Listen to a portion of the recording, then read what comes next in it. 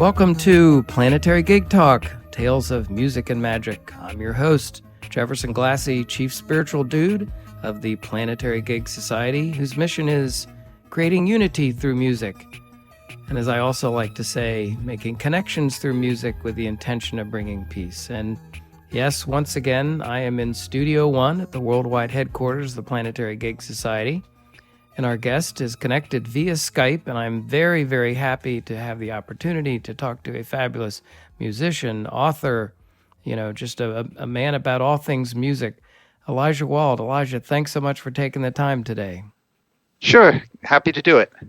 I remember you were at Blues Week at Augusta in Elkins, West Virginia. Quite a few years ago, you were teaching. I was there taking harmonica, I'm sure.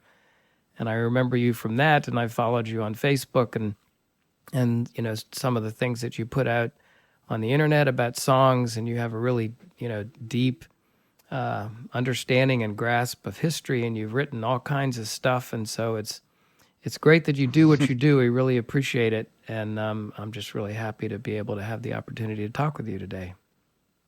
Sure. So the first question I'd like to ask is, basically, when did music come into your life? I've read online that you were like 7 or something. I think. Well, that's when I started playing, but I mean, it was always around. My mother was a classical pianist. My father played some cello. My father also used to sing a lot. He was born in 1906, and he knew every pop song from the teens through the 20s and was constantly singing. I still remember dozens of those songs. And then I started playing guitar a little bit and then heard Pete Seeger and the crew of the sloop Clearwater when I was probably, 8 or 9 years old. Wow. And that was when I decided that's what I wanted to do for a living. Then I read Bound for Glory by Woody Guthrie and decided that was specifically what I wanted to do for a living. And like that, I got deeper into blues, mostly because I had a half-brother who played a lot of fingerstyle guitar and sort of got me started. And also we had his records around for quite a while. So I had Skip James and John Hurt and all of that when I was 10 or 11. And then I went to college for 1 year in New York to study guitar with Dave Van Ronk and dropped out and spent the next 15 years traveling around the world playing guitar.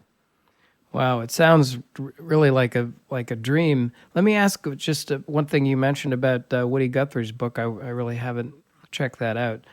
So what was his... It's one of the great books. Woody Guthrie was a good songwriter, but he was a great book writer. That book, I think if you ask people of the folk music generation whether they were more influenced by reading Bound for Glory or by listening to Woody's songs, an awful lot of them would say reading Bound for Glory. Wow. And well, I think Bob Dylan, for example, was much more influenced by reading Bound for Glory than he was by Guthrie's songwriting.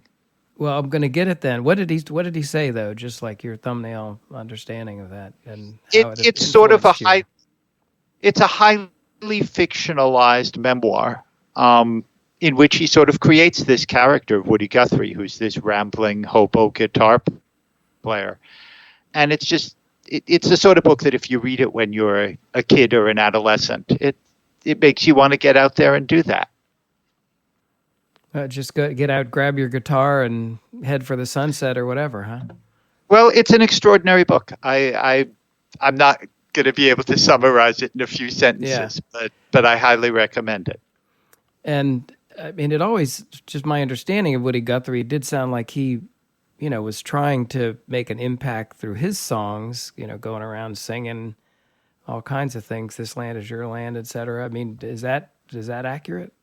Yeah, he thought of himself as kind of an organizer connected to the union organizing movement and to the Communist Party. And I mean, he had a regular column in the Daily Worker. Actually in the Sunday Worker, a weekly column. That's actually what brought him to the East Coast. He worked with Will Geer in the theater group that was doing farm worker organizing in California. So yeah, he very much saw his music as a tool in that.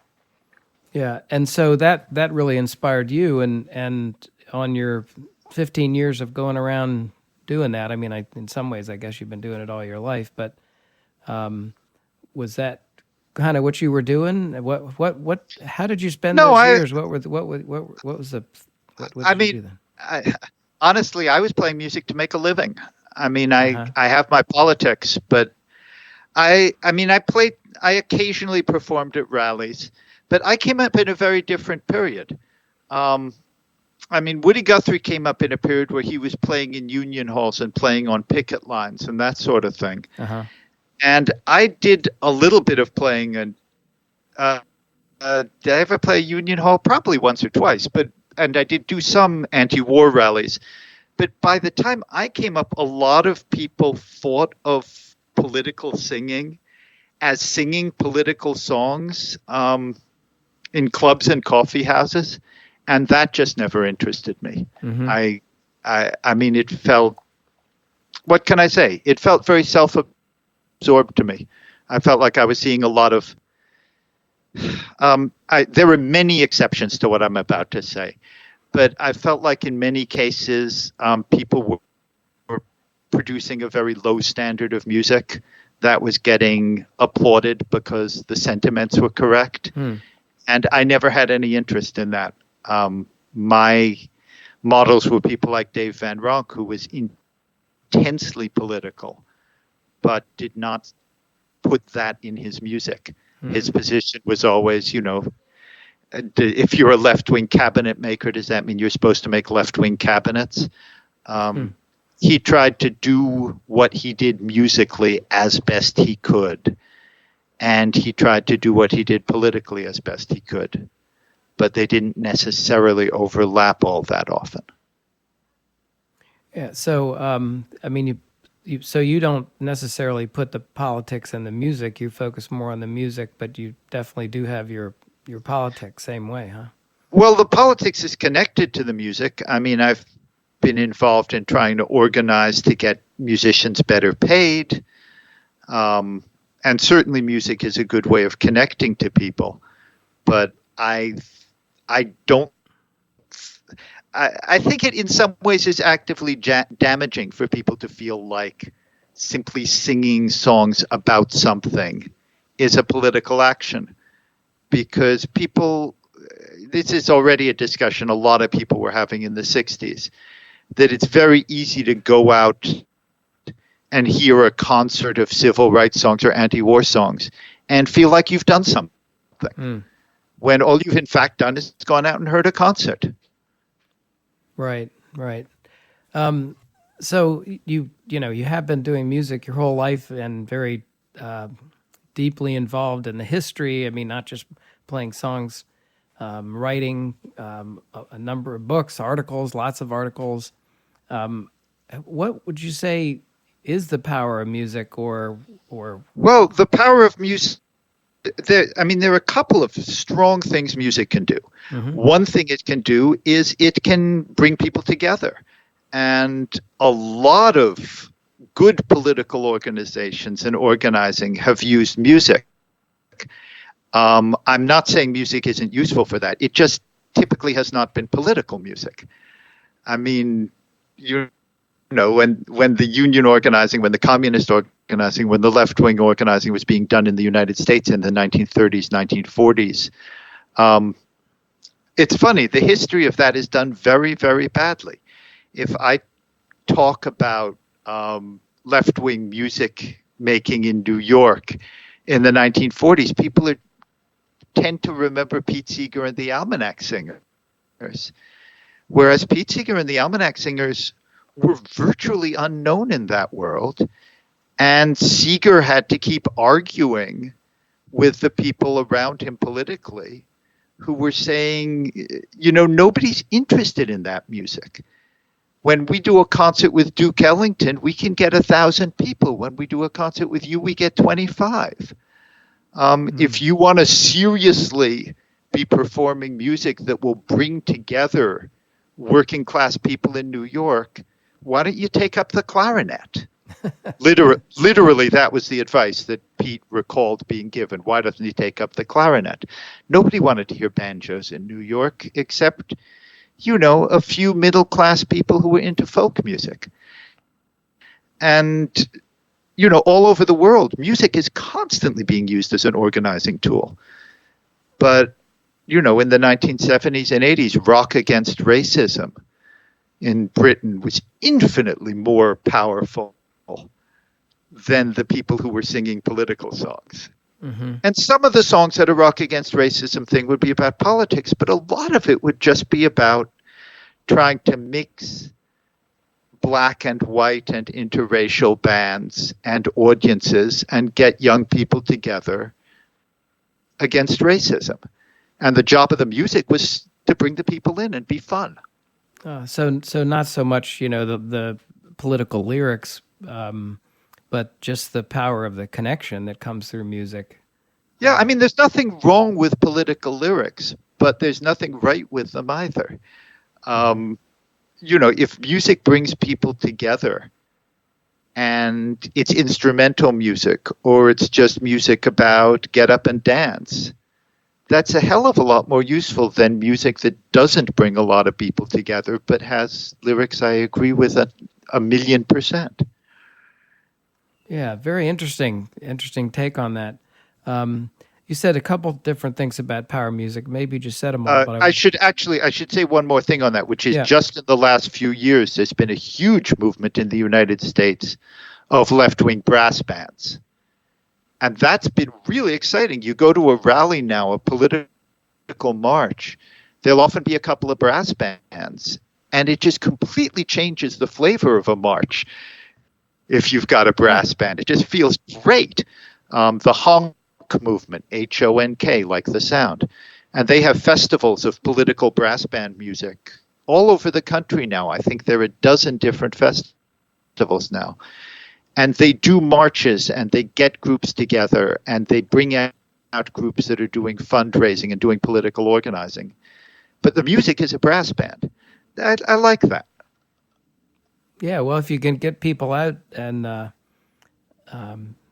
connect them, and at the same time, have a message that you're trying to, push through that's not in the music, that does seem to make a lot of sense to me. Well, the message of the music in those cases is let's all get together. I wasn't really aware of a lot of those types of bands. Certainly there have been. I've seen people. African American women singing, with some of the women's rights things going on. But it almost seems like we need more of it. And maybe you would say it's not the political music we need, but maybe need more coming together. Well, there's lots of political music. If you're not hearing it, that's either because you're not looking for it or because it just isn't reaching a lot of people, which may be because the music isn't that good. There's political rap, there's political reggae. I don't think there's a shortage of political music. I do think I think a lot of people who are our age, when we think of political music, we're thinking about the sort of music we heard in the 60s, and we're specifically in my world maybe thinking of a folky kind of music. And honestly, that music isn't really what a lot of younger people, or frankly, even a lot of people our age, are necessarily all that interested in. And that's fine. The world changes. But there are other kinds of music. Like I say, there's a lot of political rap. Yeah. And a lot of music does have commentary in it too, of course. There's absolutely. Yeah. Do you think that there are things that, if you were the emperor, or if you could, have a profound impact on people, that you might suggest what would be helpful to, the United States, the world, in terms of music and what we can do? Oh God, that's a tall order in terms of music. Yeah, I think people ought to listen to other other people's music as much as they can. And, I think music, in terms of bringing people together, the music itself is much less important than the audiences. And I think music is almost always secondary in terms of who's listening. I know that's a strange thing to say, but I mean, let's take blues. If you go to a blues concert these days, even if, certainly this is true anywhere in the northern United States, except certain parts of Chicago,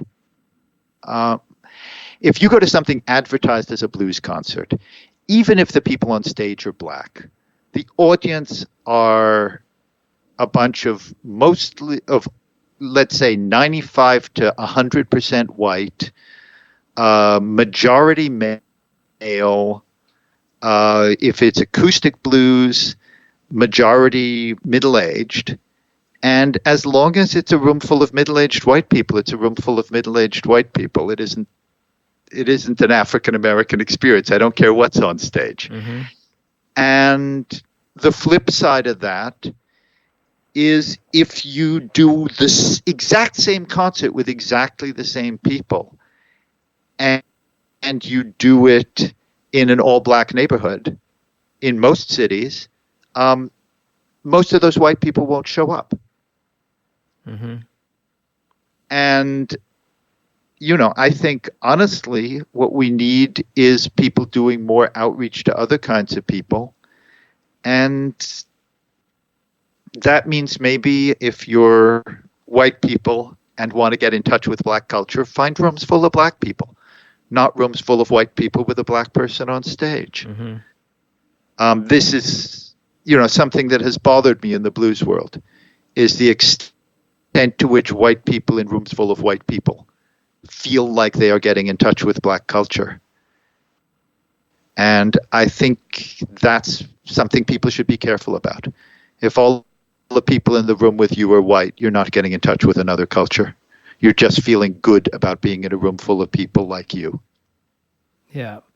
Well, I mean, I know, having started a few years ago with the blues harmonica and going to Blues Week, and there's so many old white guys playing the blues, and it doesn't quite feel authentic. If you like the music and you like the vibe, and I guess you're trying to do the best you can, but I certainly hear what you're saying about that. Well, I'm not saying it's inauthentic. I'm not talking about authenticity. I'm saying it's not black.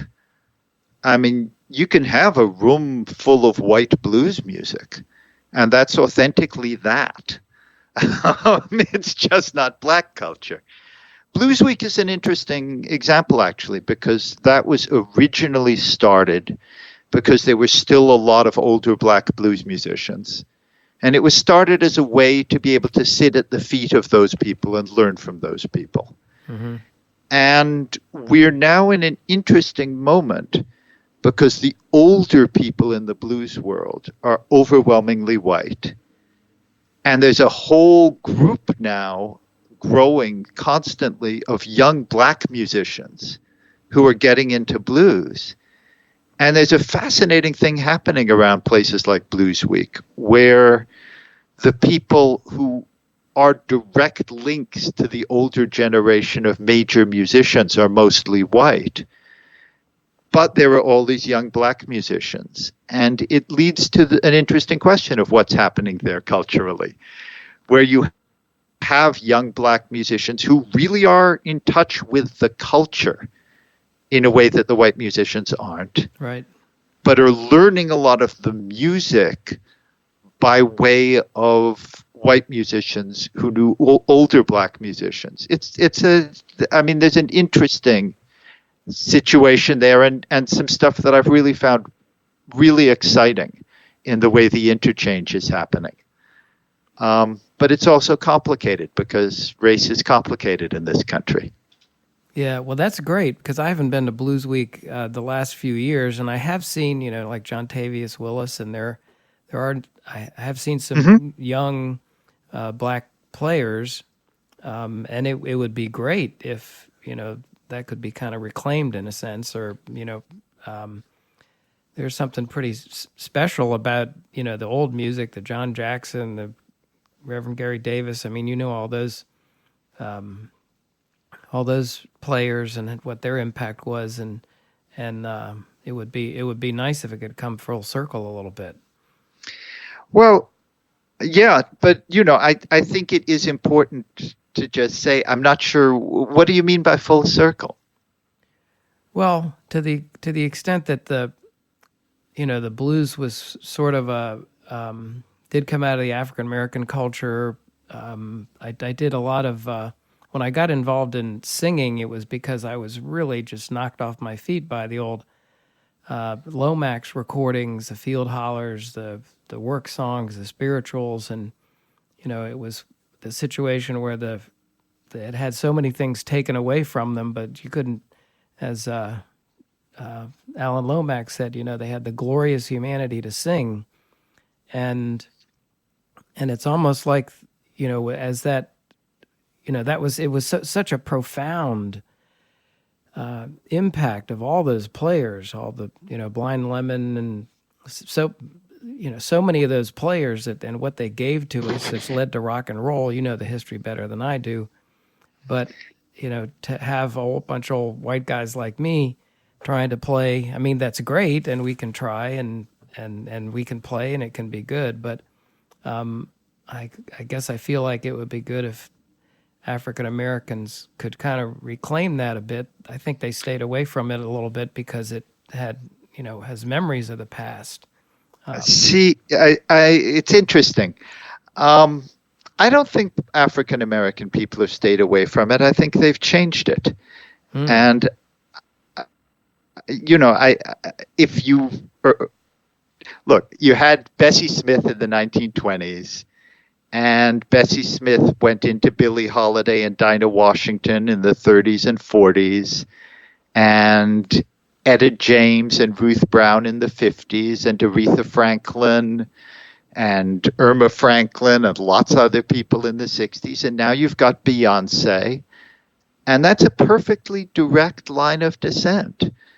And feeling like, the blues tradition of the 19th is being carried on by people who 100 years later are still playing or still trying to sound like it's the 1920s rather than being carried on by Beyonce.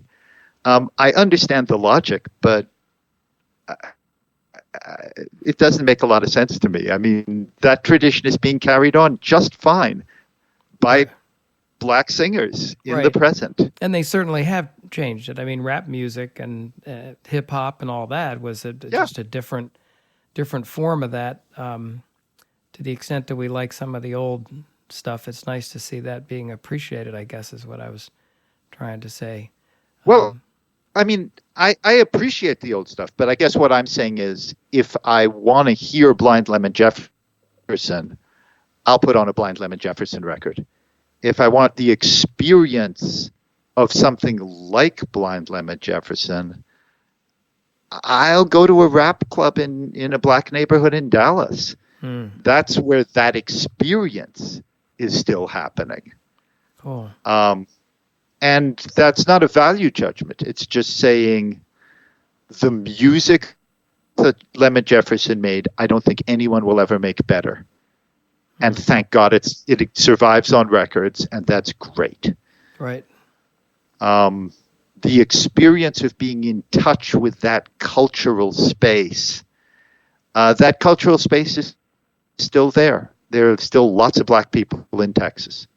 Yeah, well, you make a lot of good points, and it's a really interesting conversation, a good one to have. With these podcasts, we've been talking about with a lot of folks about, what we can do, if we can do anything to just try to help make a better world. And you're very active in music and politics and writing and philosophizing, etc. Just wonder. Yeah, no, I think getting together with people who are different from you. And I should also say that reaches across political lines.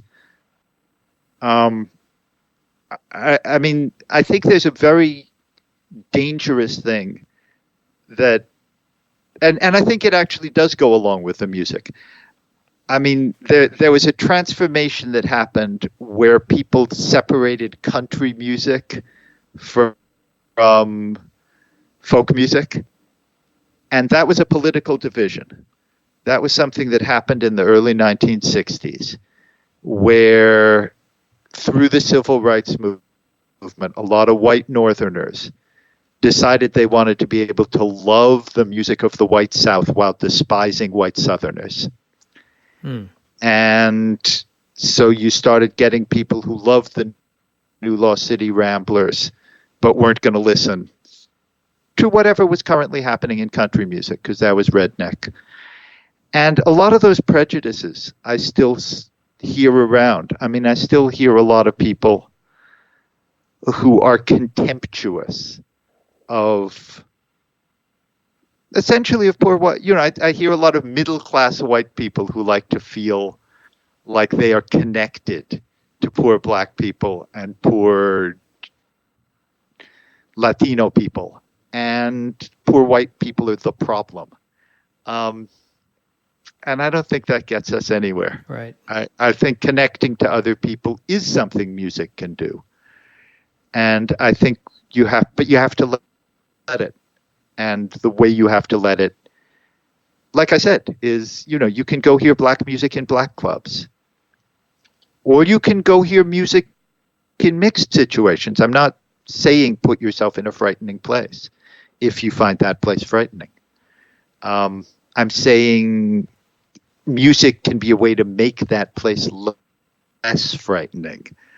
And, you'll see a lot more mixed audience at the average rap show than at the average folk or blues show. Right. One thing I did want to ask, though, you have spent a lot of time looking into researching, playing, I guess, sort of world music. How do you define that in the context that we're talking about? And I suppose it's, the more we can hear other cultures, other rhythms, that sort of thing, the better as well, huh?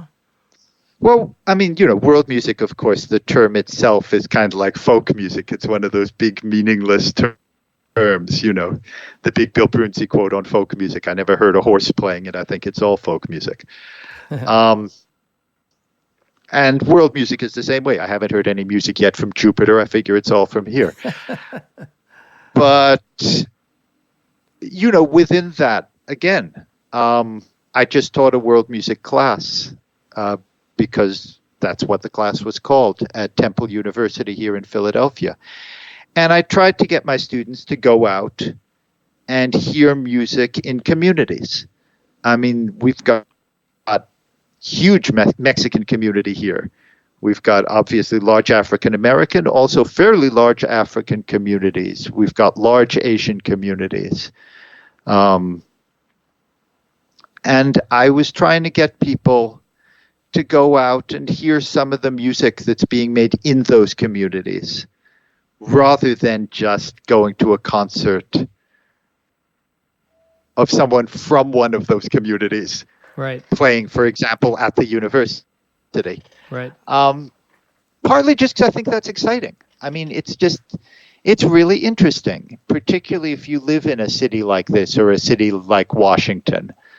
I mean, there's so much music happening out in various communities. And for many years, I worked at the Boston Globe for almost 20 years as their world music correspondent. And what I tried to do as much as possible was cover music that was happening in the communities and suggest that people get out and hear that, because it's exciting. I mean, there's nothing stranger than seeing a room full of white people going to hear a gospel concert at Harvard University, say. I'm thinking still of when I was in Boston. And there were all these people who would go out, and you'd hear them in the lobby talk about how wonderful the music was. And all the people they were hearing were people who sing in church every Sunday and who they could hear any Sunday they wanted, right there in their own city. And it would be a much more exciting experience because they'd be hearing it with an audience that was all singing along and responding. Right. And instead they wait for it to come to them. And I would just really encourage people, don't wait for it to come to you. I think that's good advice. You know, I'm a little bit guilty of that myself, and but I'm going to try to take that as some inspiration to get out more to different areas. Certainly, there's so much in terms of the rhythm of the music, Latin American, etc. That this is very exciting, and so I think you have a good point. Absolutely, salsa dancing. Yeah. Merengue dancing, bachata dancing. I know a lot of people who are into swing dancing. It's an all-white scene. Go out to a salsa dancing. It's really interesting how many different kinds and colors of people are out doing that. Wow. Yeah. Good thoughts. Okay. Yeah, well, Elijah, really appreciate you're taking the time for the conversation and giving us some really good, insights and perspectives.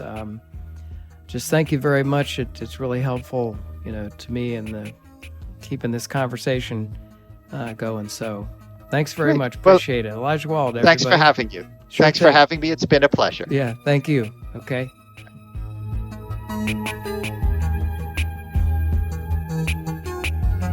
You've been listening to Planetary Gig Talk, Tales of Music and Magic. I'm your host, Jefferson Glassy, Chief Spiritual Dude of the Planetary Gig Society. We talk with musicians and others about the power of music and how we can use music to help create a better world. Please check out our website, www.planetarygigs.org, for information about some of the organizations promoting music and musicians, resources about the power of music, books, movies, articles, including new research on music and the brain. We welcome your support. The Planetary Gig Society is a Section 501c3 charitable organization, and you can donate on the website. You also can receive a free email signature block demonstrating your support for Planetary Gig Society. Please follow us on Twitter, Instagram, and Facebook at Planetary Gigs.